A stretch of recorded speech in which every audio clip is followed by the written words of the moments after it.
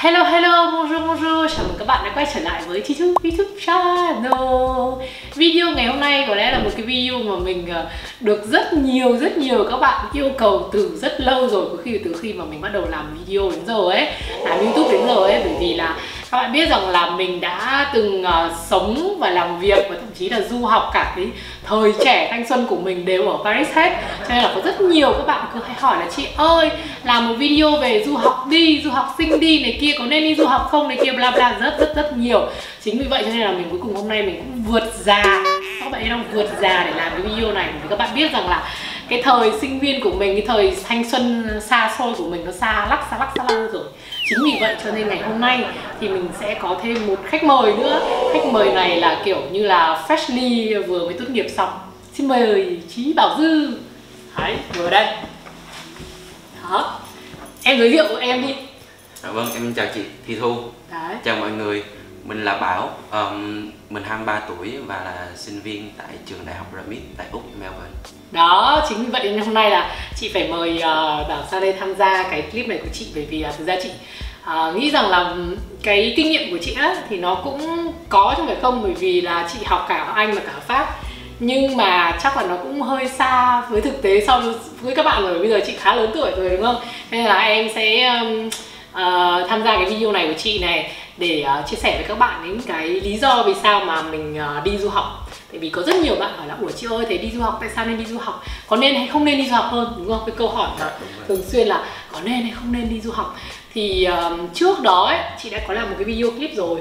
Chị làm một cái video clip là tại sao, những cái lý do mà không nên đi du học. Em xem chưa? Em xem rồi. Em thấy đúng không? Rất là relatable, rất là mình có thể nhìn vào đó và liên tưởng lại mình. Công nhận, đúng không? Ôi thế Bảo học bao nhiêu lâu ở nước ngoài rồi? Dạ em năm nay học là tới năm thứ 6 rồi ạ. Và trong đó có 1 năm rưỡi là cao đẳng, 2 năm rưỡi là đại học và 2 năm là master. Nói chung là cũng bắt đầu thấy dài rồi đúng không? Dạ đúng rồi. Em học ngành gì bên đấy? Dạ thì cao đẳng là em học ngành IT. Sau đó em lên đại học là em học Business Information System. Và lên thạc sĩ thì là em học chéo ngành, em học Master of Marketing. Nói chung là cũng khá nhiều trải nghiệm rồi đúng không? Dạ đúng nhưng rồi. Nhưng mà chị cũng không nhớ chị em quen nhau như nào nhỉ? Chị Hình lâu như... quá rồi đấy. Dạ đúng rồi, 6 năm, 5-6 năm rồi. Cũng lâu rồi ha. Em nhớ là cuối 2016, từ khi có cái Thị Thu and Mill. Đúng rồi, tại vì trước đây ấy thì chị có làm một cái blog cùng với một người bạn. Thì lúc đó cái blog có tên là Thị Thu and Mill. Thì cái blog đấy thì chị viết rất nhiều về thời trang. Và hình như chính em là người giới thiệu chị vào cái group cái gì Vietnamese Street Style. Vietnamese Street Style group. Đúng rồi. Một lý do vì sao đi du học?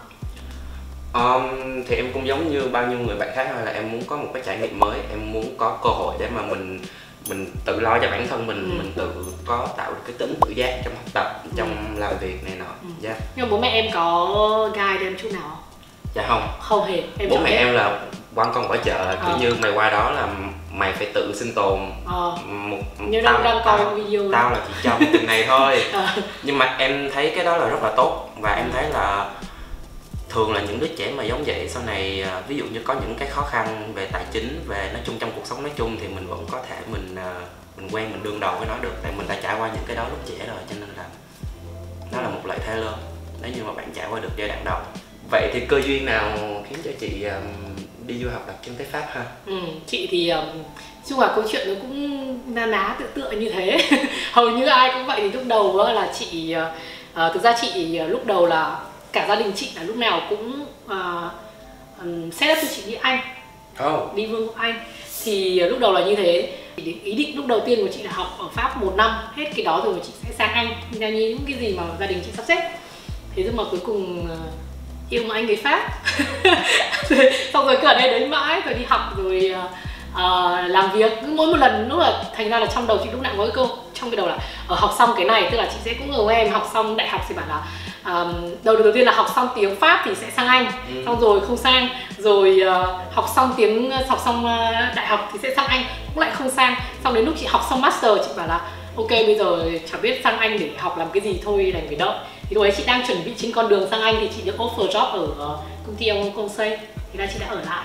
Và sau đó thì đến khi mà sau đó chị đi học nâng cao thì chị đi học, chị sang Anh năm 2010 2015.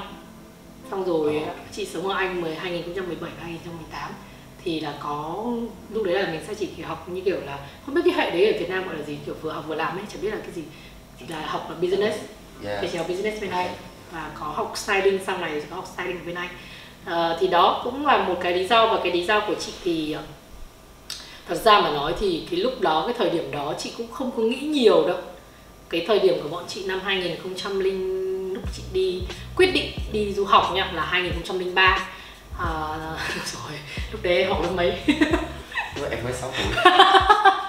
Đấy, các bạn thấy chưa? Đây là phải 3-4 thế hệ cách nhau luôn á. Thì lúc đấy chị cũng không nghĩ gì nhiều, chị chỉ nghĩ đơn giản là nó là một cái cơ hội. Thì thực ra ấy, thì chị có để một cái question ở trên Instagram, mà đấy các bạn đã follow Instagram của chị chưa? Follow Instagram của mình đi, tại vì mình tương tác rất nhiều trên Instagram mà không chịu follow gì cả. Thì hôm trước nói lại câu chuyện là mới để một cái câu hỏi ở trên story của Instagram là các bạn du học sinh ơi, lý do nào khiến các bạn quyết định đi du học? Thì chị thấy cũng khá nhiều có bạn trả lời câu trả lời rằng là em đi du học vì bố mẹ sắp đặt, rồi em đi du học vì kiểu tương lai rộng mở hơn. Thì thực ra chị nghĩ rằng là chị thấy trong cái trường hợp của chị nó cũng có một cái chút nào đó ở trong cái việc là bố mẹ chị cũng có sắp đặt, tức là bố mẹ chị cũng có hướng cho chị cái hướng là con học xong đại học Việt Nam, học xong trung học cơ sở Việt Nam thì con có thể đi học ở nước ngoài để cho cái tương lai nó rộng mở. Thì chị nghĩ rằng là nó cũng là một cái mình được bố mẹ hướng từ trước rồi, thì đấy cũng là thanks to family thôi. Nhưng mà sau đó thì giống như em ấy, là lúc chị sang đấy thì chị khá là bất ngờ, bởi vì cái trải nghiệm thực ra như là bọn em ấy, cái tầm lứa tuổi của các em bây giờ ấy, từ bây giờ là 2000 mấy rồi, 2004 chưa? Sắp sửa đi thi đại học là bao nhiêu? Không biết. 2003 2004 đúng không? Đúng rồi, 2003 2004 ấy, thì cái thời của các em á là các em có rất nhiều những cái thông tin rồi. Về cả thời của em có nhiều thông tin so với chị rất là nhiều, đúng không? Đúng rồi. Em đã biết là nếu mà mình đi học thì mình sẽ học trường này. Thì thực ra cái ngày đó chị đi học thì đúng là kiểu như là trong đầu chỉ nghĩ một câu đơn giản là nếu mình đi du học thì sẽ có tương lai rộng mở hơn. Đấy là cái ý nghĩa sâu xa. Còn cái ý nghĩa mà kiểu nó thiển cận hơn một chút ấy là khỏi có bố mẹ bên cạnh. Bao nhiêu bạn đang xem clip này mà thấy điều đó đấy. Thì chị chỉ thấy rằng là tự dưng sướng thế còn gì nữa. Không thấy có ai bắt là con ơi dậy đi, học bài đi, ăn đi, trời ơi sung sướng. Nhưng mà thực ra đến khi mà sang đến nước Pháp rồi ấy, mới bắt đầu nhớ. Em ơi thèm có một người là sáng nay gọi dậy đi học đi, vì bữa nào cũng đi học muộn. Không có ai gọi. Nhưng mà em nhớ có chút xíu thôi.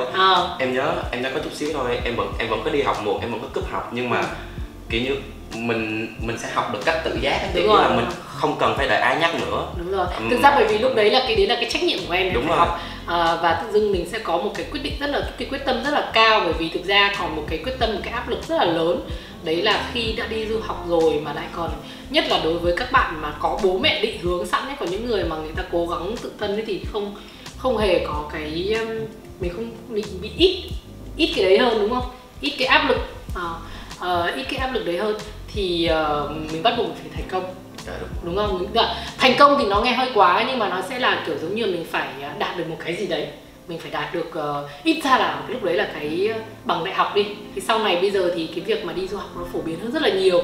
Thì ngày xưa đúng là chị nhớ là cái thời chị đi ấy là lớp chị có mình chị thôi à, còn lại sau đấy nó thường là đi học sau, học cao học, kiểu đi du học nhiều hoặc là được cử đi học nhiều, chứ còn sau đấy thì không có được học nhiều. Thì sang đấy thì chị sang Pháp thì chị gặp rất nhiều các bạn mà đi du học tự túc, và hầu như các bạn cũng đều là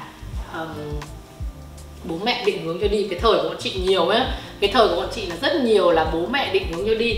Còn bây giờ cái thời của bọn em thì thấy rằng là nhiều bạn là kiểu có cái mong muốn được đi, đúng không? Có sự lựa chọn. Có sự lựa chọn nhiều, đúng sự lựa chọn. Mà ở đây chị chắc chắn là có rất nhiều các bạn mà xem cái video này của chị ấy thì có rất nhiều người là bây giờ có thể đang là phụ huynh rồi, bởi vì tuổi chị lớn rồi. Thì có rất nhiều đang là phụ huynh rồi, và họ cũng sẽ làm việc và kiểu như bắt đầu cái hướng cho con của họ sẽ là sau này có nên hay đi du học hay không. Ví dụ cái câu hỏi này thì chị nhận được rất nhiều từ các anh chị, thì đấy cũng là một cái câu hỏi khá là băn khoăn với cả với cả các bậc phụ huynh nữa, chứ không phải là mỗi mình các em sinh viên đâu. Ủa, vậy thì tính ra là chị cũng đâu có chọn đi du học Pháp đâu hả? Thực ra thì cũng có thể, tức là chị chọn đi du, tức là đúng là chị cũng không chọn nước Pháp thật, mà là nước Pháp chọn chị thì đúng hơn, và nó có một cái cơ duyên mà mình ở đến tận bây giờ. Thế nhưng mà thế vậy em, khi mà bọn em, vì thực ra bọn chị là không có nhiều lựa chọn nhá. Cái thời đấy chỉ là đi Anh, bố mẹ chị chọn đi Anh bởi vì nhà chị có nhiều người nhà Anh. Xong nhưng mà vì là có cái học bổng đấy thì đi sang Pháp, xong rồi tính là đi từ Pháp sang Anh kiểu vậy. Thế nhưng mà cuối cùng mình lại là cơ duyên, mình lại phải ở lại Pháp. Chứ còn em thì bây giờ bọn em có chắc là nhiều chọn hơn chị rồi. Thì tại sao em chọn nước Úc? Thật ra em đã chọn nước Úc từ khi em còn nhỏ xíu rồi. Tại vì là anh ruột của em từ 15 năm trước á, là đã học ở Monash. Thì lúc đó là em nhìn ổng, em kiểu là rất là ngưỡng mộ. Đúng rồi, em nói là sau này con cũng muốn học trường đó, con cũng muốn học ngành đó. Thì nó là một cái nó set sẵn trong đầu em từ hồi còn bé luôn rồi. Là em muốn được giỏi đi như học anh. giống như nhưng mà tới chị thì cũng hơi lạ nha, bởi vì bố chị học ở Đức. Mà chị chưa bao giờ nghĩ chuyện là chị sẽ sang Đức luôn ấy. Tức là tại vì bố chị thì ngày xưa thì bố chị là kiểu như gì mà được cử đi học đấy, thì học ở một cái trường ở Đức. Thì cái cách đây là khoảng hình như là 2014 ấy, thì chị có đưa bố chị quay trở lại cái trường cũ của bố chị. Thì bởi vì bố chị kiểu như đấy là một cái ước mơ duy nhất từ đấy này, kiểu em tưởng tượng là từ bé đến lúc nào cũng nghe thấy ông nói là ôi nước Đức tuyệt vời, nước Đức vĩ đại rồi bla bla, nhưng chưa bao giờ chị nghĩ chị thích nước Đức đâu nhá. Đúng là cũng hay đúng không, không hẳn là cứ cái gì mà mình ngưỡng mộ. Mà chị là thực ra chị rất là ngưỡng mộ bố chị, rất là ngưỡng mộ bố chị. Trước khi mà làm cái video này ấy, thì chị có làm một cái question ở trên Instagram để xem là kiểu dạng trưng cầu ý dân, xem là cái thị trường của các bạn, cũng ra là cái sự các bạn có thay đổi nhiều không, cái ý tưởng của các bạn là như nào. Thì chị thấy có một cái điều khá là bất ngờ, bởi vì là hầu như những cái lý do vì sao các bạn đi du học đều na ná giống như những cái gì mà trải nghiệm của chị. Chị cứ tưởng rằng là cũng sao bố mẹ cũng chắc chắn là muốn sao bố mẹ, rất nhiều bạn là muốn sao bố mẹ luôn. Chị không ngờ là cái kiểu generation Z thì bây giờ có vẻ như là tưởng là tự lập hơn, tưởng là kiểu này kia hơn, nhưng hóa ra cũng đều có một cái sự trốn tránh nhất định đối với cả gia đình, đúng không? Không, em không có xem cái đó là sự trốn tránh, mà em xem cái đó là người ta. Nhưng mà chị ngày xưa là trốn tránh luôn đấy. Người ta có một cái khao khát là bây giờ muốn làm, bây giờ là bố mẹ không có tin vô con, là như là không có tin là con sẽ tự giác con vậy đó. Bây giờ người ta muốn có một cái cơ hội để người ta được chứng tỏ cho bố mẹ xem. Càng lớn thì chị lại càng thấy đấy là cái đúng là cái suy nghĩ của đúng là của bọn trẻ con nhá. Bởi vì là thực ra bởi vì là em có thể kể cả ở chung với bố mẹ em vẫn có thể tự giác dạy được mà. Đâu cần thiết là phải ra đẩn nước ngoài em mới bảo là em tự giác. Không, nhưng mà tại vì em có những người bạn á, bố mẹ lại là rất là những người rất là thích cằn nhằn. Cho nên thì đấy là bởi lý do là cho nên mình cũng hiểu cho người ta. Nếu mà ngày xưa mà nói rằng là đi du học để chứng tỏ với cả gia đình là mình là người trưởng thành ấy, thì chị nghĩ là nó đúng là một cái suy nghĩ rất là trẻ con. Nhưng mà thôi, cái lý do nào đi nữa thì nó cũng sẽ trở thành chính đáng nếu như mà mọi người có được một cái quyết định đúng và có một cái sự trải nghiệm đúng. Và chị cũng có thấy rằng là cái lý do thì hầu hết đều xung quanh cái việc là thứ nhất là có tương lai hơn, đúng không em? Thực ra chị thấy là trong cái sâu thẳm trái tim ấy, đúng không? Đúng. Nhưng mà bây giờ thì ở Việt Nam thì ví dụ như RMIT ở Việt Nam cũng có luôn này, đúng không? Dạ đúng rồi, nhưng mà em cảm thấy là có sự khác biệt giữa lại sinh viên RMIT học ở Việt Nam và sinh viên RMIT học ở bên Melbourne. Chắc chắn, bởi vì nó còn thuộc về, nó còn tính đến cả cái culture nữa. Dạ đúng rồi. Đúng không? Mình còn phải có cái culture ở trong này nữa. Thì đương nhiên là khi mà mình đi học ở nước ngoài ấy, là không phải chỉ mình đi học cái chữ, các bạn hiểu không? Mà đây không phải là đi học cái chữ, mà mình đi học thực sự là mình đi học văn hóa, mình đi học cái sự trưởng thành, cái sự khôn ngoan. Nhưng mà chị có một cái điều rằng nhá, cái này là chia sẻ thật trong cái bước đường mà chị sau khi kết thúc học này và chị đi sang, chị quay trở lại Việt Nam này, thì chị thấy rằng là với cái trình độ của chị, với cái kinh nghiệm của chị 10 mấy năm làm việc ở nước ngoài như thế, nhưng mà khi mà chị về đây để chị làm mà so sánh với cả một cái bạn mà học ở Việt Nam này, phát triển ở Việt Nam này, tất cả thứ Việt Nam này, chưa chắc là chị đã tức là chưa chắc là chị đã hơn hẳn người ta đâu.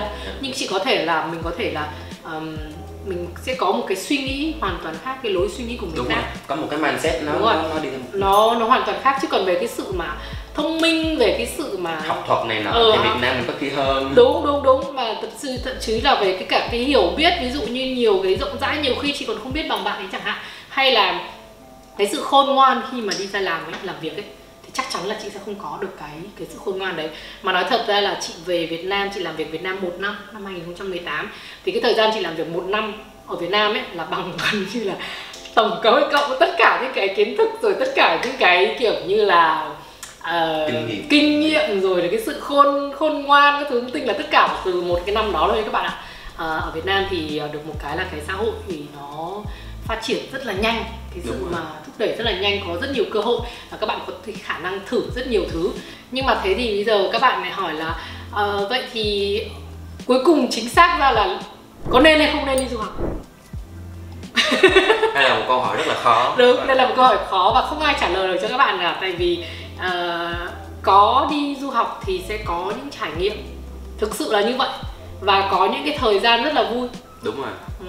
Nếu mà các bạn mà ủng hộ ấy, mình nhớ comment phía bên dưới, mình nhớ cho nhiều like vào để cho Chí Bảo Dư lại còn có thể xuất hiện ở trong một cái video clip tới để mình kể về những câu chuyện và những cái kỷ niệm Khó quên ở nước ngoài chẳng hạn. Nhưng mà đấy, nếu mà các bạn thích thì nhớ comment phía bên dưới nhá, để bọn mình sẽ làm thêm một cái clip nữa cho về nhà suy nghĩ mấy ngày để làm một cái clip khác.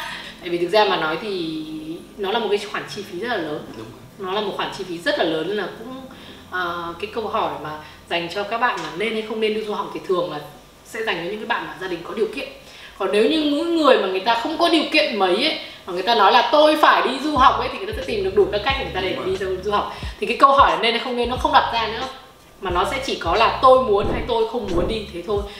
Và còn những bạn mà có điều kiện ấy, thì gia đình có điều kiện chứ không phải các bạn có điều kiện, thì mình nghĩ rằng là các bạn nên chớp lấy cái thời cơ đấy, chớp lấy một cái thời cơ, để bởi vì là người ta nói rằng là không phải là cái gì cũng là mãi mãi, cái gì nó vĩnh cửu, bởi vì chưa biết được, thực sự là chưa biết được là cuộc sống nó hơi ngắn ấy. Nếu như mà mình không làm thử thì, nếu như mà các bạn đã bắt đầu đặt trong mình cái câu hỏi là có nên hay không nên đi thì thôi gấp, nó còn trẻ, thử một cái, đúng không?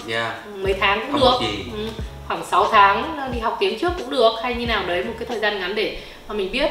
Thì như còn nói về cái chuyện mà được gì sau khi đi du học thì thực ra là kinh nghiệm nó rất là khác biệt, rất là nhiều, thật ra được rất là nhiều mà mình thấy là mất không mất bao nhiêu hết trơn á. Không, chị thấy cũng không biết được, tại vì như em đã mất rất là nhiều, nhưng mà em cảm thấy so với những gì mà em nhận được á, thì là những cái mất đó nó rất là xứng đáng.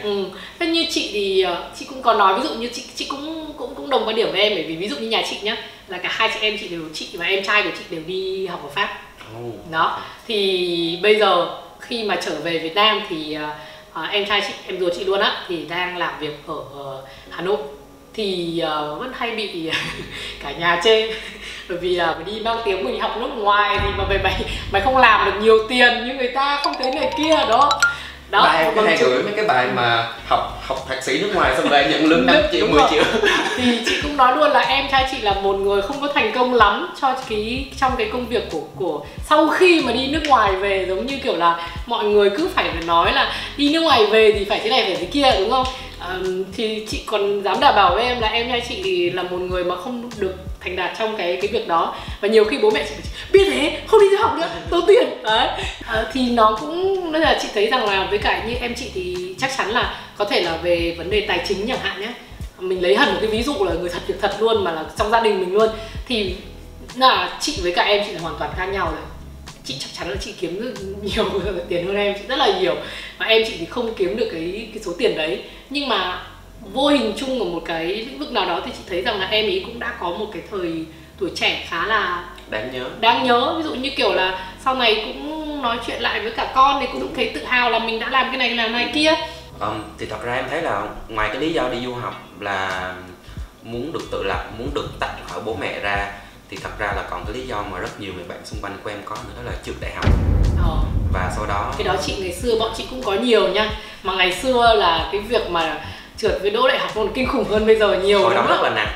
Ngày 2003 mà trường đại học là nhục lắm. Có hên, cả gia đình là đến năm của em là ngay năm của em là gộp tốt nghiệp với đại học mùa chung, cho nên là em chỉ thi một lần thôi.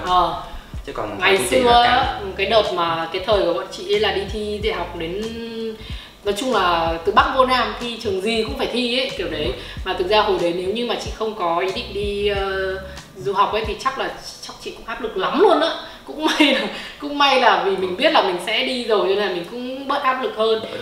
Chứ còn cái thời đấy mà trường đại học là cũng kinh khủng đối với cả, nói chung là nó là cái hình ảnh của gia đình ấy, kiểu vậy. Nói chung là mình không biết rằng là thể diện với bố mẹ. Cái thể diện của bố mẹ thì nó ác quá ha. Trời ơi, tại sao mà cái việc học lực của con mày đem đi để đánh giá bố mẹ thì cái đấy thực sự là mình thấy nó rất là ác độc ở Việt Nam thật sự luôn. Cái này quá nặng nề luôn. Thì cái thời đấy của bọn chị cũng vậy, cũng có rất nhiều bạn là đi du học bởi vì là trường đại học. Chị thấy rằng là có rất nhiều bạn là tốt nghiệp ở Việt Nam kém chẳng hạn, hoặc là không đỗ vào đại học ở Việt Nam, nhưng mà sang đi du học xong thì họ về họ cũng vẫn phát triển được cái ngành học của họ, cũng phát triển được cái khả năng của họ và có được những cơ hội khác nữa đó. Nói chung là có rất nhiều lý do. Có nhiều bạn còn đi nước ngoài bởi vì là ở Việt Nam không có cái ngành học đấy chẳng hạn. Ví dụ như là mấy cái ngành về AI này, rồi là còn mấy cái ngành về editing nữa.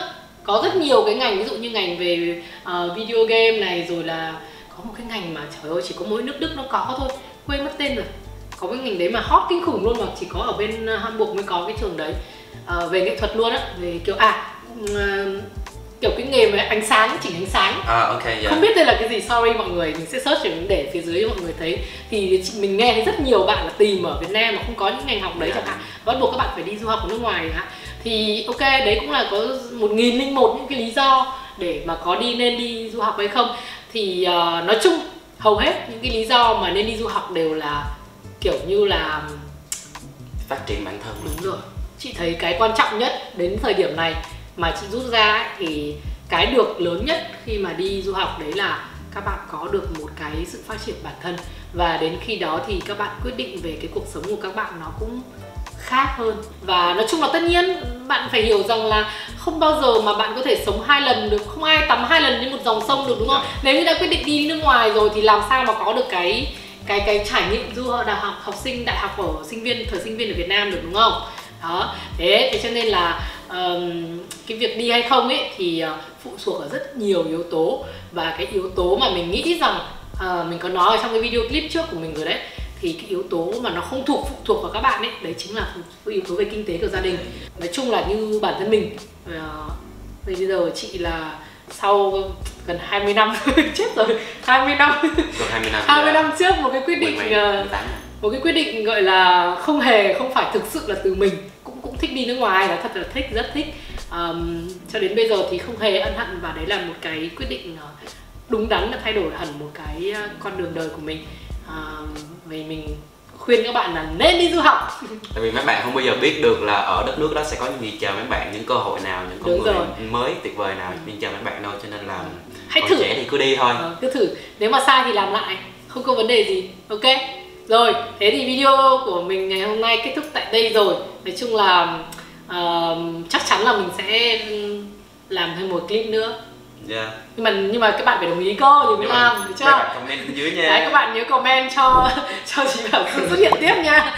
Ok, cảm ơn các bạn đã theo dõi video clip đến tận giờ phút này, và hẹn gặp lại các bạn trong những video clip sắp tới. Bizu. Em phải bizu chứ.